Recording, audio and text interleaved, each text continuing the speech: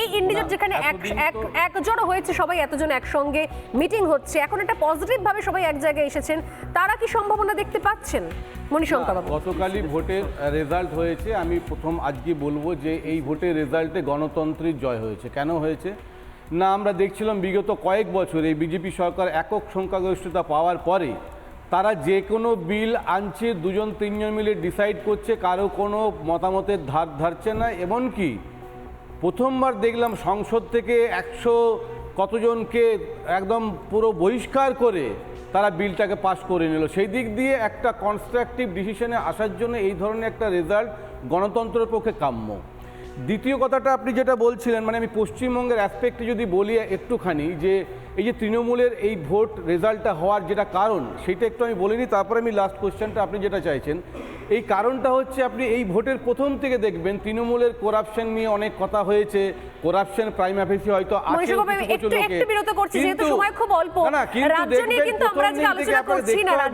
যে তৃণমূলের ভালো ক্যান্ডিডেট হোক বা খারাপ ক্যান্ডিডেট হোক, 42টা ক্যান্ডিডেট একদিনে কিন্তু তারা বলে দিয়েছে কারা হতে পারে। সেই দিক দিয়ে বিজেপি এতটা শক্তিশালী, তারা ক্যান্ডিডেট দিয়েছে 10 দিন 15 দিন আগে।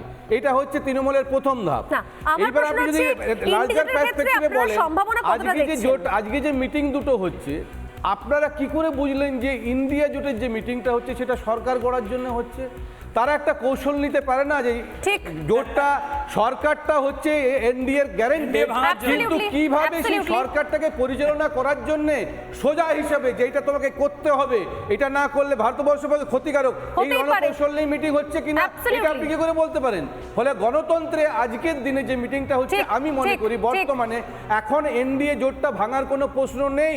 বেশ কয়েক মাস সেটা চলবে, কিন্তু যে ক্যারেক্টার আমরা দেখেছি নীতিশ কুমার এবং চন্দ্রবাবু নাইডু, তাতে 6 মাস 8 মাস পরে এটা ভেঙে যাবে না, এই গ্যারান্টিটা কেউ দিতে পারবে। ঠিক, একদম খুব স্পেসিফিক উত্তর। একটা কথা মনে রাখবে যে একটা খুব ভাইরাল হচ্ছে সোশ্যাল মিডিয়াতে নীতিশের একটা বড় পোস্টার, নীতিশ সবকা হ্যায়, ঠিক আছে? তো নীতিশ এবং আরেকটা চন্দ্রবাবু নাইডুর 2020 বা 21-এর একটা টুইট, সেখানে ইনস্টিটিউশন ডিস্ট্রাকশনের চার্জ এনেছে চন্দ্রবাবু নাইডু মোদিজির এগেনস্টে, মানে প্রাইম মিনিস্টার এগেনস্টে। এবং সেই জন্য আমি বলছি যে যেটা শঙ্কু বলছিলেন, চন্দ্রবাবু নাইডু আর নীতিশ কুমারের যদি পলিটিক্যাল ট্রাজেক্টরি দেখেন, দে আর দ্য মোস্ট মানে ট্রাস্টলেস পলিটিশিয়ানস এভার, মানে একেবারে ভরসাযোগ্য সরকার একটা নয়। আইএনডিআই এ বেশি খুশি এনডিএর চেয়ে, যে এরা দুজন খুব ইম্পর্টেন্ট ফর্মেডেবল পার্টনার ইন্ডিয়া। আমি একটা অন্য ইকুয়েশন নিয়ে, আচ্ছা দেখুন, আপনারা যেমন এইটা এক্সপ্লোর করছেন এই দুজনকে রেখে, গভর্নমেন্ট তৈরি হওয়ার পর এখনো তো আমরা নাম্বার ডিসক্লোজারে নিয়ে আসিনি। ফলে আপনারা এই যে 12 বা 16 যে এই দুটো নাম্বার নিয়ে আপনারা বেশি চিন্তিত, যখন আমাদের গভর্নমেন্ট ফর্মেশন হয়ে যাবে তখন আরো এমন কিছু নাম্বার আসবে যেটা আপনাদেরকে সারপ্রাইজ করবে। নিঃসন্দেহে সারপ্রাইজ তো রয়েছে, প্রত্যেককে ধন্যবাদ জানিয়ে শঙ্কুদেব প্লিজ, শঙ্কুদেব আমি একটু নিউজ রুমে ঝট করে চলে হয়। এই ইন্ডিজোট যেখানে একজোড় হয়েছে সবাই এতজন একসঙ্গে মিটিং হচ্ছে, এখন একটা পজিটিভ ভাবে সবাই এক জায়গায় এসেছেন, তারা কি সম্ভাবনা দেখতে পাচ্ছেন? মণিশঙ্কর বাবু, গতকালই ভোটের রেজাল্ট হয়েছে। আমি প্রথম আজকে বলবো যে এই ভোটের রেজাল্টে গণতন্ত্রের জয় হয়েছে। কেন হয়েছে না, আমরা দেখছিলাম বিগত কয়েক বছর এই বিজেপি সরকার একক সংখ্যাগরিষ্ঠতা পাওয়ার পরে তারা যে কোনো বিল আনছে, দুজন তিনজন মিলে ডিসাইড করছে, কারো কোনো মতামতের ধার ধারছে না। এমনকি প্রথমবার দেখলাম সংসদ থেকে 100 কতজনকে একদম পুরো বহিষ্কার করে তারা বিলটাকে পাস করে নিল। সেই দিক দিয়ে একটা কনস্ট্রাকটিভ ডিসিশনে আসার জন্য এই ধরনের একটা রেজাল্ট গণতন্ত্রের পক্ষে কাম্য। দ্বিতীয় কথাটা আপনি যেটা বলছিলেন, মানে আমি পশ্চিমবঙ্গের অ্যাসপেক্টে যদি বলি একটুখানি, যে এই যে তৃণমূলের এই ভোট রেজাল্টটা হওয়ার যেটা কারণ সেটা একটু আমি বলিনি, তারপরে আমি লাস্ট কোশ্চেনটা আপনি যেটা চাইছেন। এই কারণটা হচ্ছে আপনি এই ভোটের প্রথম থেকে দেখবেন তৃণমূলের করাপশন নিয়ে অনেক কথা হয়েছে। করাপশন প্রাইম অফিসে হয়তো আছে,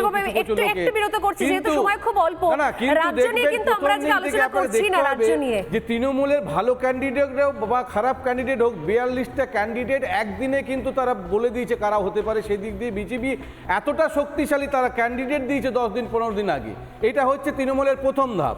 এইবার আপনি যদি লার্জার পার্সপেক্টিভে বলেন, আজকে যে মিটিং দুটো হচ্ছে, আপনারা কি করে বুঝলেন যে ইন্ডিয়া জোটের যে মিটিংটা হচ্ছে সেটা সরকার গড়ার জন্য হচ্ছে? তারা একটা কৌশল নিতে পারে না যে ঠিক। জোটটা সরকারটা হচ্ছে এনডিএ এর গ্যারেন্টি, NDA ভাঙার জন্য। কিন্তু কিভাবে সেই Absolutely. সরকারটাকে পরিচালনা করার জন্য সোজা হিসাবে যেটা তোমাকে করতে হবে, এটা না করলে ভারতবর্ষের পক্ষে ক্ষতিকারক, এই হতেই পারে। রণকৌশল নিয়ে মিটিং হচ্ছে কিনা Absolutely. এটা আপনি কি করে বলতে পারেন? ফলে গণতন্ত্রে আজকের দিনে যে মিটিংটা হচ্ছে ঠিক, আমি মনে ঠিক, করি ঠিক। বর্তমানে এখন এনডিএ জোটটা ভাঙার কোনো প্রশ্ন নেই, বেশ কয়েক মাস সেটা চলবে, কিন্তু যে ক্যারেক্টার আমরা দেখেছি নীতিশ কুমার এবং চন্দ্রবাবু নাইডু, তাতে 6 মাস 8 মাস পরে এটা ভেঙে যাবে না, এই গ্যারান্টিটা কেউ দিতে পারবে। ঠিক, একদম খুব স্পেসিফিক উত্তর। একটা কথা মনে রাখবে যে একটা খুব ভাইরাল হচ্ছে সোশ্যাল মিডিয়াতে নীতিশের একটা বড় পোস্টার, নীতিশ সবকা হ্যায়, ঠিক আছে? তো নীতিশ এবং কদিন আগে তো ইন্ডিয়ারই ছিল। আরেকটা চন্দ্রবাবু নাইডুর 2020 বা 21-এর একটা টুইট, সেখানে ইনস্টিটিউশন ডিস্ট্রাকশনের চার্জ এনেছে চন্দ্রবাবু নাইডু মোদিজির এগেনস্টে, ঠিক।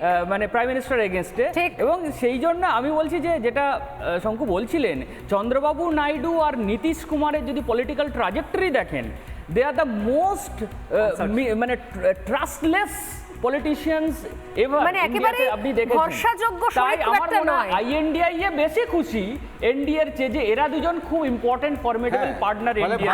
আমি একটা অন্য ইকুয়েশন নিয়ে লাইন আছে, দেখুন আপনারা যেমন এইটা এক্সপ্লোর করছেন এই দুজনকে রেখে, গভর্নমেন্ট তৈরি হওয়ার পর এখনো তো আমরা নাম্বার ডিসক্লোজারে নিয়ে আসিনি, ফলে আপনারা এই যে 12 বা 16 যে এই দুটো নাম্বার নিয়ে আপনারা বেশি চিন্তিত, যখন আমাদের গভর্নমেন্ট ফর্মেশন হয়ে যাবে তখন আরো এমন কিছু নাম্বার আসবে যেটা আপনাদেরকে সারপ্রাইজ কিন্তু করবে। স্রোতের সঙ্গে অনেকে না, আসে, নিঃসন্দেহে সারপ্রাইজ তো রয়েছে, ইন্ডিয়ার government সারপ্রাইজ রয়েছে। করবে। প্রত্যেককে ধন্যবাদ জানিয়ে তৃণমূল আছে তো? প্রত্যেককে ধন্যবাদ জানিয়ে মণিশঙ্কর দা, শঙ্কুদেব প্লিজ, মণিশঙ্কর দা, আমি একটু নিউজ রুমে ঝট করে চলে